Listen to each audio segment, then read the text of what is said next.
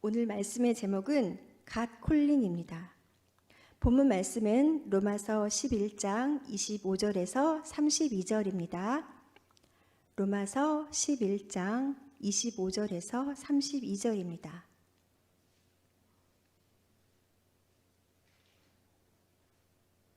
그럼 다 찾으신 줄 알고 함께 읽어보도록 하겠습니다.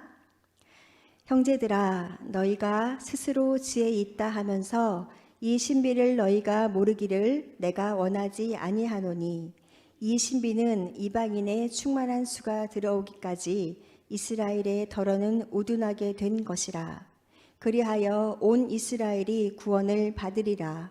기록된 바 구원자가 시온에서 오사 야곱에게서 경건하지 않은 것을 돌이키시겠고, 내가 그들의 죄를 없이 할 때에 그들에게 이루어질 내 언약이 이것이라 함과 같으니라. 복음으로 하면 그들이 너희로 말미암아 원수된 자요, 택하심으로 하면 조상들로 말미암아 사랑을 입은 자라. 하나님의 은사와 부르심에는 후회하심이 없느니라.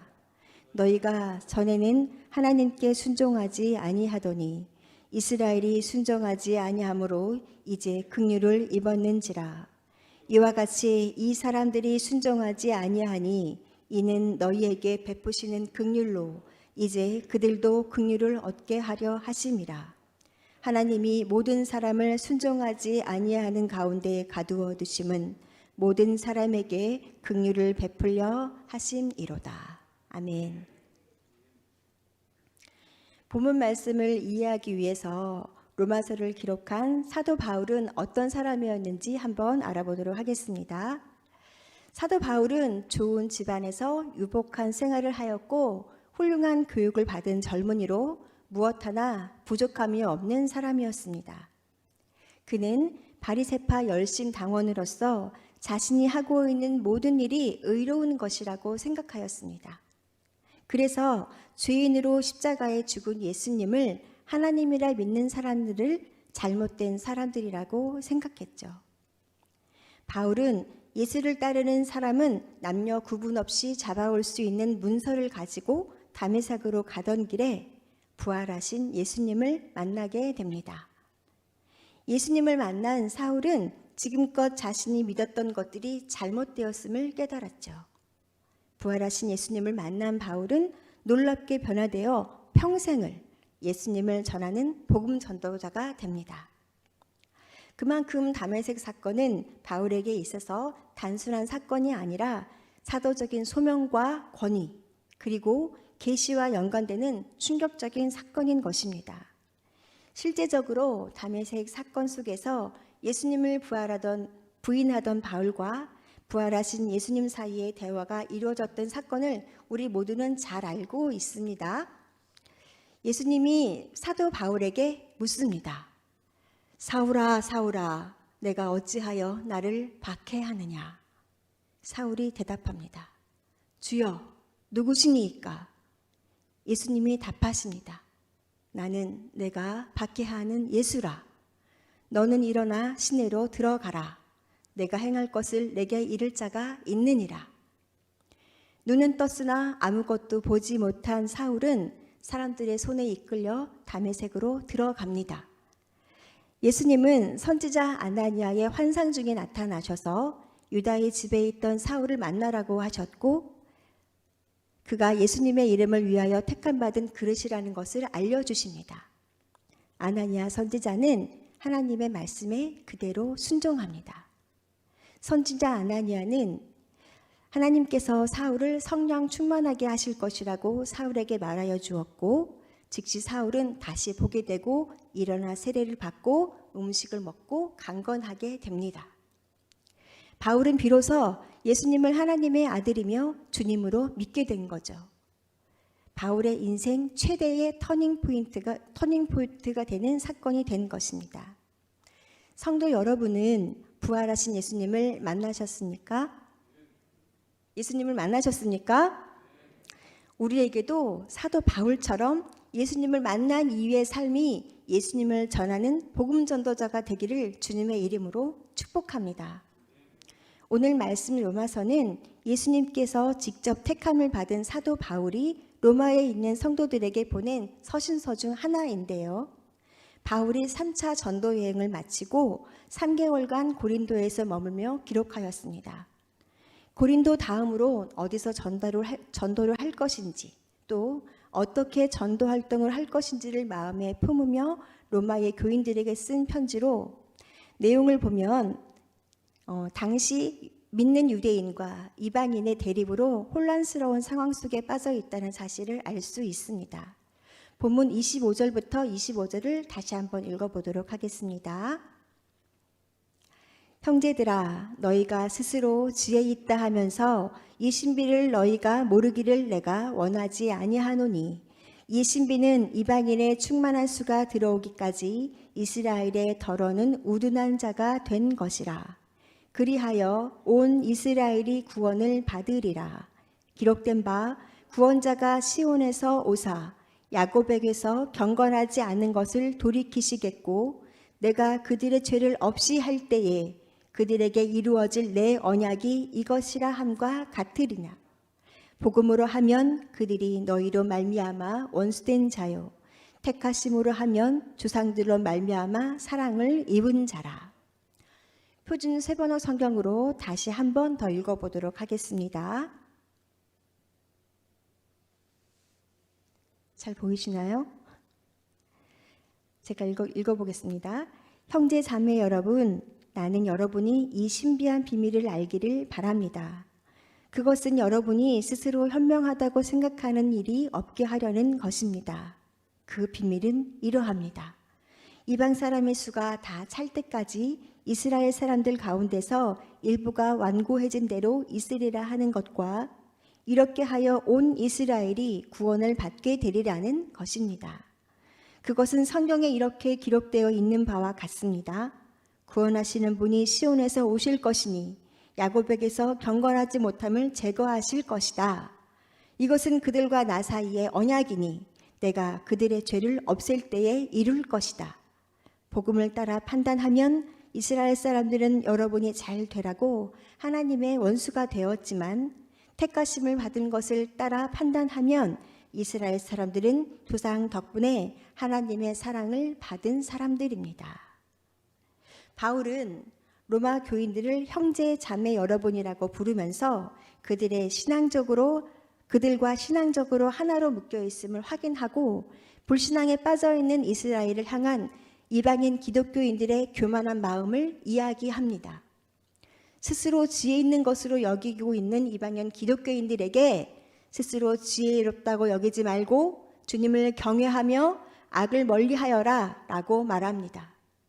인간의 경험과 상식에 기초한 지혜는 대부분 오만의 뿌리가 된다고 말이죠. 사람들은 자신이 지혜 있고 하나님의 일들을 많이 이해하고 있다고 생각하는 위험에 빠져 있었습니다. 예수님 당시의 서기관과 바리새인들은 자신들의 지식을 자랑했습니다. 그러나 그들의 지식은 온전하지 못했습니다. 그들은 분명 성경 지식을 많이 알았지만 그 본질을 제대로 알지 못했기에 그 지식으로 인해 예수님을 십자가에 못 박아 죽게 하였는데 이릅니다. 그들의 온전하지 못했던 지식은 교만하여져서 인류 최대의 악행을 저지르게 됩니다. 우리는 그 누구도 하나님에 대하여 온전히 알지 못하죠. 그러므로 우리는 하나님에 대하여 무엇이든 다 아는 것처럼 교만해서는 안 되는 것이죠. 온전하지 못한 지식으로 자랑하고 교만해지는 것은 자기 자신을 망하게 하는 지름길로 인도합니다. 벼가 익을수록 고개를 숙인다는 말을 여러분들도 잘 알고 계시죠? 학문과 덕이 높고 생각이 깊은 사람일수록 자신을 낮추고 겸손하게 행동한다는 뜻입니다. 벼는 처음에는 꼿꼿하다가 알맹이가 꽉 차면 고개를 푹 숙이죠. 오히려 자랑할 만한데도 겸손한 자세를 취하는 것입니다. 벼가 익는다는 것은 사람의 인격이나 지식의 정도가 높아진다는 것인데, 하물며 성경의 지식이 높은 사람은 절대로 교만할 수 없는 것이라는 이치를 쉽게 깨달을 수 있습니다. 이렇게 자연의 이치로 깨달을 수 있는 겸손을 우리는 말씀을 통하여 매주 예배의 자리에서 경험하고 있는 것이죠. 또 이런 말도 있습니다. 부익부 빈익빈.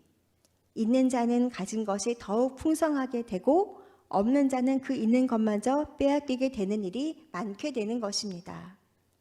하나님 앞에서 진정으로 자신의 정체성을 알고 있는 사람은 겸손하며 회개하는 삶을 살아갑니다. 하나님이 허락하신 바른 지식과 깊은 지식은 교만함을 없애는 좋은 방편들을 알려줍니다.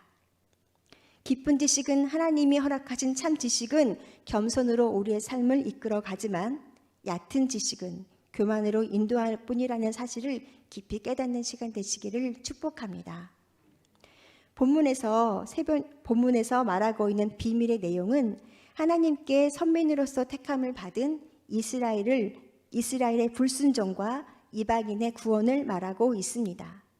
또 한 가지는 이방인의 충만함을 통한 모든 이스라엘의 구원을 말하고 있습니다. 다시 말해서 이스라엘 때문에 이방인이 구원을 받고 이방인 때문에 이스라엘이 구원을 받게 되는 하나님의 언약을 알 수 있는 것입니다. 나만 하나님께 구원받았다는 자부심이 지나치게 강하면 독이 됩니다. 자신만의 자부심을 지키려다가 결과적으로 모든 사람을 사랑하시는 하나님의 뜻을 거스르게 되는 것이죠. 하나님의 영광을 가리게 되는 것이죠.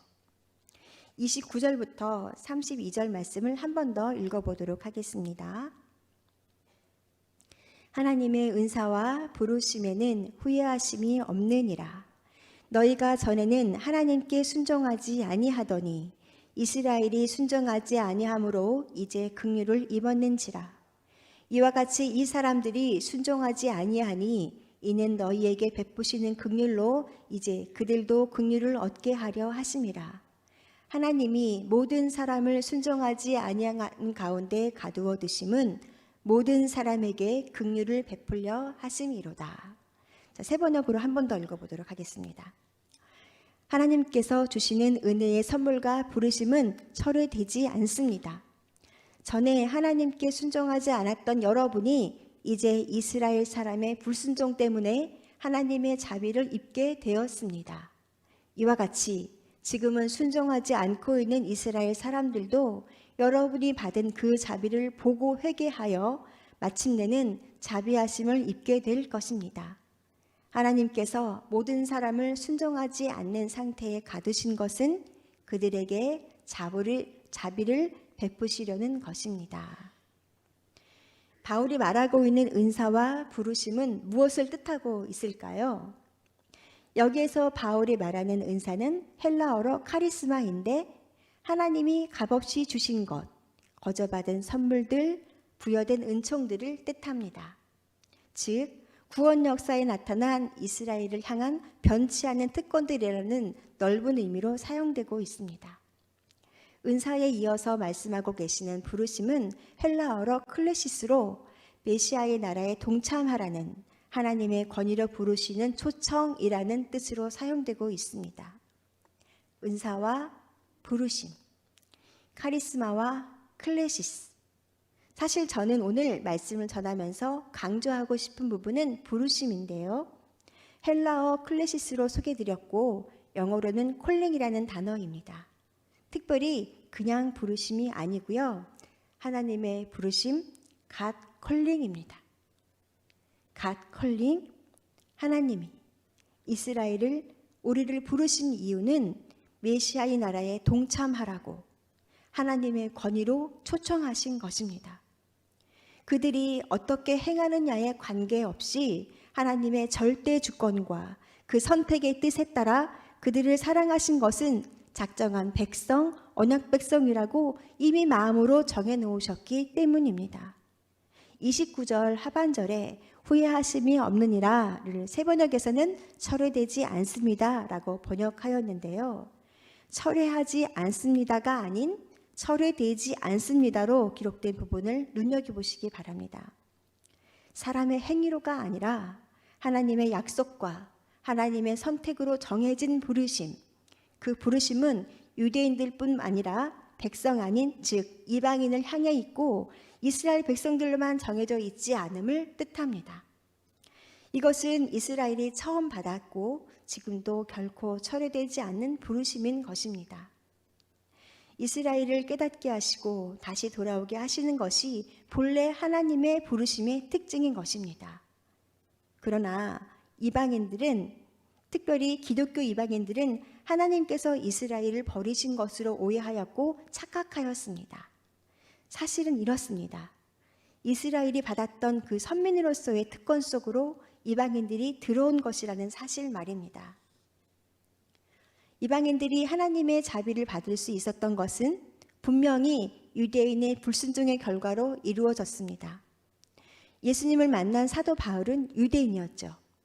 유대인 중에 유대인이었던 그가 지금껏 자신이 믿었던 것들이 잘못된 것임을 깨닫고 잘못된 것을 알지 못하는 자신들의 친구들, 가족들, 이웃들이 무척 안타까웠을 것으로 생각됩니다.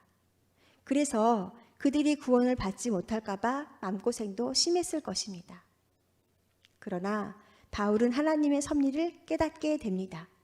이방인만 구원을 받는 것이 아니라 유대인도 여전히 구원하실 것이라는 하나님의 약속을 깨닫게 된 것이죠. 예수님을 십자가에 못 박은 유대인일지라도 하나님은 용서하신다는 것을 깨달은 것입니다. 하나님의 구원에 있어서는 후회하심이 없으시다는 말이 얼마나 격려가 되는지 모르겠습니다. 하나님이 나를 부르신 것에 대해서 한 번도 후회한 적이 없으신다는 것은 나의 연약한 모습 그대로 받아주신다는 뜻이기 때문입니다. 그러니 우리는 그 믿음을 붙잡고 나아갈 수 있는 것이죠. 그렇다면 우리에게 이러한 재능을 주신 이유는 무엇일까요?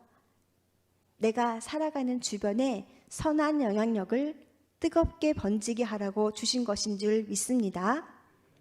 이렇게 저마다의 재능을 가지고 교회에 부르신 이유는 선한 영향력을 끼치라고 부르신 것입니다. 우리는 저마다 성격도 다르고 또 외모도 다르고 추구하는 바도 다릅니다. 그래서 신앙의 색깔도 다르고요, 모양도 다릅니다. 또 신앙의 깊이와 넓이도 다르죠. 우리가 모인 이 공동체 안에서 선한 영향력을 주고받는 것, 그래서 믿음이 굳건해지고 나를 통하여 하나님의 사랑에 발견되어지는 것, 하나님의 가치관에 실현되는 이곳에 하나님의 살아 숨쉬는 공간이 되는 것이죠. 교회는 하나님의 순수하고 뜨거운 사랑이 흘러 넘쳐야 하는 곳입니다. 한 주간 어려움에 처한 분이 있었다면 성도님들이 사랑에 가득 배인 위로와 격려가 있어야 합니다. 이렇게 우리가 다른 사람의 위로가 되어주고 마음의 쉼이 되어주어야 하는 것은 예수님의 삶이 위로의 삶이었기 때문에 예수님의 제자들인 우리 모두도 예수님처럼 살아가야 할 기본적인 의무가 있기 때문입니다. 사랑을 받아본 사람이 사랑할 수 있습니다. 예수님께 내가 받은 그 사랑을 떠올려 보시고 그 사랑을 이웃에게 값없이 나눌 줄 아는 날마다 성숙하고 성장하는 저와 성도님 여러분들 되시기를 주님의 이름으로 축복합니다. 오늘 본문 말씀 로마서 11장 25절에서 32절에는 유대인도 이방인도 다 사랑하고 싶은 하나님의 간절한 진심을 알 수 있습니다. 유대인들이 하나님의 말씀을 받아들이지 않아서 이방인인 우리들에게까지 말씀이 전해진 것은 하나님의 계획 안에 다 포함되고 예정되어 있었습니다. 그리고 결국 유대인들도 마지막에는 하나님께서 돌아올 것이고 돌아올 것을 기대하며 기다리고 계시죠. 예수님을 십자가에 못 박은 유대인이었지만 하나님은 그들을 이미 용서하시고 두 팔을 벌려 안아주실 준비를 하고 계십니다. 어떻게 이렇게까지 하실 수 있는지 그야말로 신비롭기만 합니다. 이해하기가 힘듭니다. 그러나 우리가 이해하지도 헤아리지도 못하기 때문에 하나님의 섭리인 것이죠. 변함없이 우리를 사랑하시는 하나님의 사랑을 받아 누리는 우리 모두가 되기를 축복합니다. 내가 생각하는 수준에 머무르는 하나님이 아닌 것에 감사해야 할 이유는 우리는 당장 5분 뒤의 일도 알 수가 없습니다. 그러나 하나님은 내가 태어나기 전부터 나의 모든 것을 알고 계셨기 때문에 내가 정말로 마음 놓고 의지할 수 있으니 얼마나 다행이고 든든한지 모르겠습니다. 하나님은 우리가 순종해야 할 존재라는 것과 우리가 경외해야 하는지를 알게 하는 지점인 것이죠. 그렇기 때문에 우리는 하나님을 알아가는데 힘써야 할 줄 믿습니다. 디모데후서 3장 16절 17절에 이렇게 기록되어 있습니다. 제가 읽어드리도록 하겠습니다. 모든 성경은 하나님의 감동으로 된 것으로 교훈과 책망과 바르게 함과 의로 교육하게 유익하니 이는 하나님의 사람으로 온전하게 하며 모든 선한 일을 행할 능력을 갖추게 하려 함이라. 하나님을 알아가는 데 힘써야 하는 것은 본바탕 그대로 고스란히 하나님이 만드셨던 처음 그 모습 그대로 온갖 선한 일을 행할 준비를 갖추게 하려는 것입니다. 히브리서 4장 12절에는 이렇게 기록되어 있습니다. 하나님의 말씀은 살아있고 활력이 있어 좌우의 날선 어떤 검보다도 예리하여 혼과 영과 및 관절과 골수를 찔러 쪼개기까지 하며 또 마음의 생각과 뜻을 판단하나니. 아멘. 우리는 하나님의 말씀을 제대로 받아야 하겠습니다. 성경은 하나님이 우리에게 주신 말씀입니다. 내가 위로받기 위해서 혹은 위로하기 위해서 내 마음대로 생각하고 해석하는 것이 아닌 하나님의 마음을 있는 그대로 받아야 합니다. 그리고 서로 사랑하라고 하신 이웃들과 아픔과 기쁨을 공감해야 하겠습니다. 인간적인 계산과 생각이 섞인 공감이 아니라 하나님께서 순수하게 주신 사랑과 말씀으로 우리가 이웃에 대하여 공감할 때 하나님이 우리의 삶을 기뻐 받으실 줄 믿습니다. 세상의 가치관과 하나님의 가치관이 혼재되어 있는 세상에서 우리는 구별할 수 있어야 합니다. 우리가 마땅히 따라야 할 길은 바로 하나님의 가치관인 줄 믿습니다. 그럼 하나님의 가치관에 대해서 분명하고 정확하게 알고 있어야 하는데요. 어떻게 하면 하나님의 가치관을 잘 알 수 있죠? 바로 오늘처럼 예배를 잘 드리는 것입니다. 말씀을 잘 알아야 하는 것이죠. 말씀을 잘 알려면 말씀을 읽어야 합니다. 그 말씀들이 나의 마음에 스며들 때 나의 언어가 되고 태도가 되며 삶이 되어질 것입니다. 이번 주 월요일부터 금요일까지 진행하고 있는 특별 새벽 기도회가 이제 이틀 남았습니다. 남은 시간에도 최선을 다하여 정주행하시기 바랍니다. 새해 더욱 성숙한 믿음의 사람이 되기 위해서 스스로 기도를 훈련해야 하겠습니다. 오늘처럼 수요 예배에 오셔서 은혜 나누시고 금요일에는 열정을 다해 기도 올려드리기를 축복합니다. 우리는 다 하나님의 부르심을 받은 자로 마땅히 우리가 할 일은 하나님을 경배하는 것입니다. 하루 우리에게 허락하신 24시간, 잘 아시겠지만 그 모든 것을 잘 관리하라고 맡겨주신 그 시간 중 우리가 정말 하나님의 가치관을 알기 위해서 하나님을 경배하고 예배하는 시간을 작년보다 올해는 조금씩 늘려가게 할 줄 믿습니다. 하나님께 내가 받은 구원을 깊이 생각해야 합니다. 내가 하나님께 받은 사랑을 생각해야 합니다. 말씀을 정리하려고 합니다. 하나님의 은사와 부르심에는 후회하심이 없습니다. 변할 수도 없고 변하지도 않는 이 사랑을 오늘 이 시간 다시 한번 우리 모두가 깨달았습니다. 이 깨달은 사실을 우리는 믿는 자로서 세상에 넉넉하게 전하며 살아가야 하겠습니다. 이러한 삶이 바로 부르심을 받은 자로, 특별히 하나님께 부르심을 받은 삶이라는 것을 마음에 새기는 우리 수원교회 성도님들 되시기를 축복합니다.